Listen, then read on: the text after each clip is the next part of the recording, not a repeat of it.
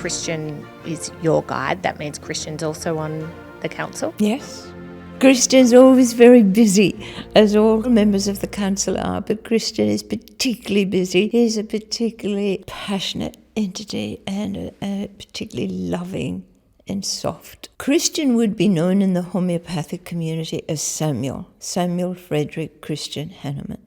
Kristian prefers to be known as Kristian because of the energy of that name is the name that he prefers. When he was last on earth, he was the father of homeopathy. He brought homeopathy to the earth. He was considered to be an intellectual genius. By the age of 5.5, 6, he was speaking 7 languages very fluently. He was interpreting Latin medical books for universities by the age of 7. He became a doctor, and then he became an apocrithist, which we would call as a chemist today.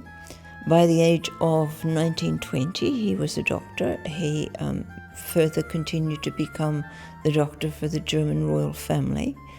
He was very dissatisfied with medicine. Medicine at that time was fairly basic. It was a lot of purging and bloodletting and the use of sulfurs and mercuries and these kind of compounds. And that he saw was harming the human body and the human mind more than it was healing them. His purpose in this lifetime was to bring forward an alternate form of energetic medicine. He knew that, and he was connected closely to his guide. So he started to discover and bring to the world the medicine of homeopathy. He's got a particularly brilliant mind. He was a philosopher as well, and of course a very good counselor. He was involved in emotional healing. Homeopathy is not widely recognized to be actually the medicine of emotional healing.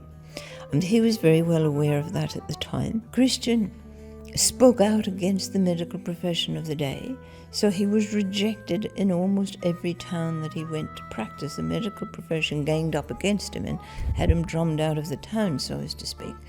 And he went from town to town to town with a large number of children and a wife. And it wasn't until his latter years, when his wife died, that he married a lady from Paris, who was a wealthy lady, and he went to Paris to live with her.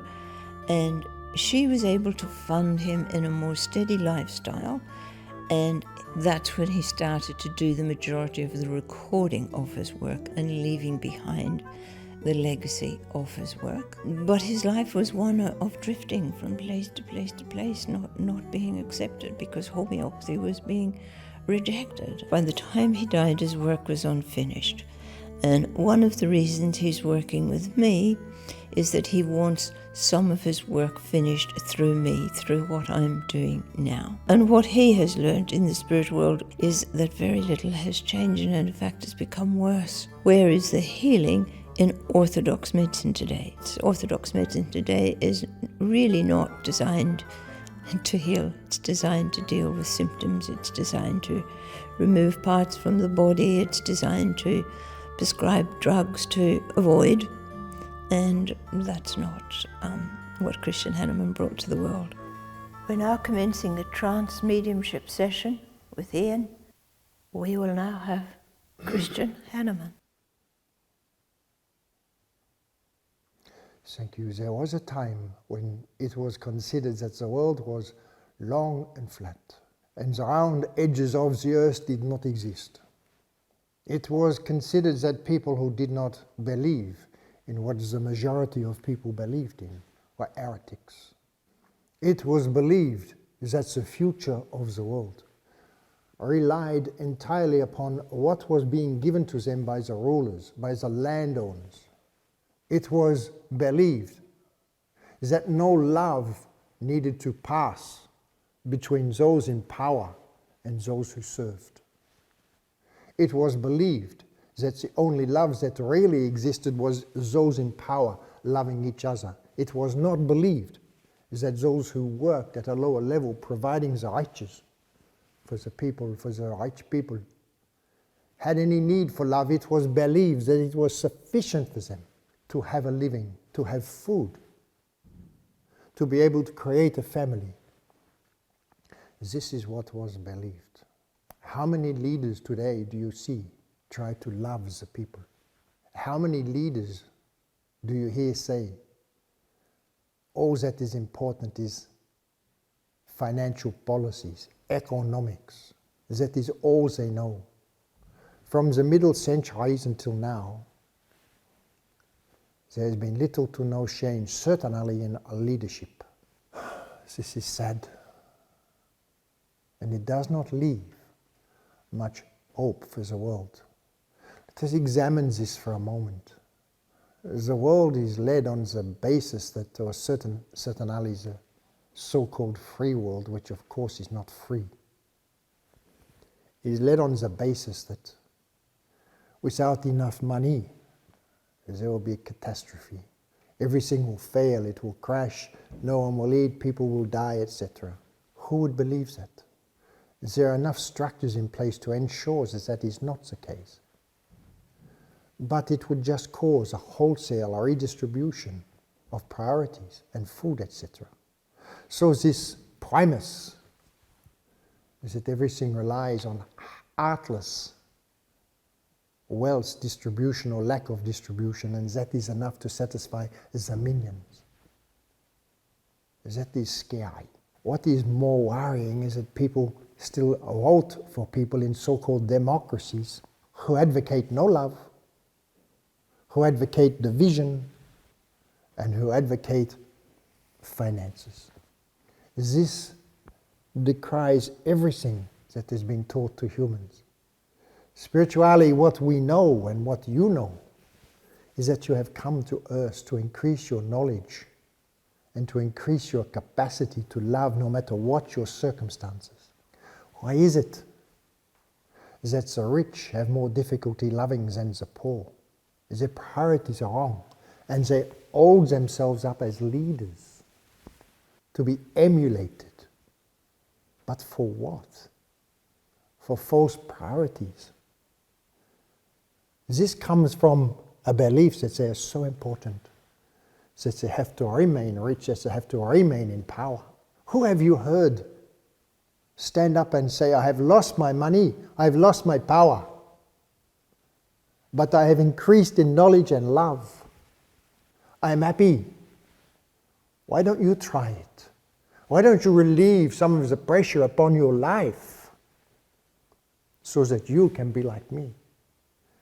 You would not have heard this message. And that is terribly sad. Priorities, my friend, they are wrong. And they are being taught to you by people in authority and power. And this cannot continue. Just from this example I have given you, over hundreds of years, not much is learned from those who put themselves into temporary positions of power because they want to hold on to it. If no one else can get it right, the people have to. This Renaissance is over the people, for the people, because they know better. They just have to believe that they have the power to be released from the structure of what has been put in front of them from birth and prior, because it is cultural. Emotion, including the emotion of love, the emotion of earth, the emotion of sadness, all of these, and joy, they are more important than how much money or power you have. They determine you. They create what happens within your body. An happier person generally is a more well person. Our job is to leave behind a legacy that there is a way to receive information that is different but more important than what we have been fed. In this case, it will of course be what you've been fed over time by people who assume and fail in positions of power. And for all of you who crave for power, every person who has had power on earth and who has failed it or abused it, has a karmatic debt of great significance and difficulty. It is not something most would want for. All you have to do, no matter what your circumstances, is to learn to be more generous. Learn of the figure of 8, where we all encompassed together. Thank you. Thank you, Kristian. What is the first step you would advise someone listening to you who wishes to make change from growing up and being a member of a family culture where money represents success within that family? Yes, this answer would cause people to think about how it is applicable. The conflicts, a fight to become successful under the guise of money or power, causes an intensity of forcefulness, a growth of imagined ego, but nothing else. It is hollow. And sooner or later, generally by the late 20s, the hollowness of what they are fighting for begins to appear, predominantly in women. First step is the humble can love much more greatly and more easily than the egotistical.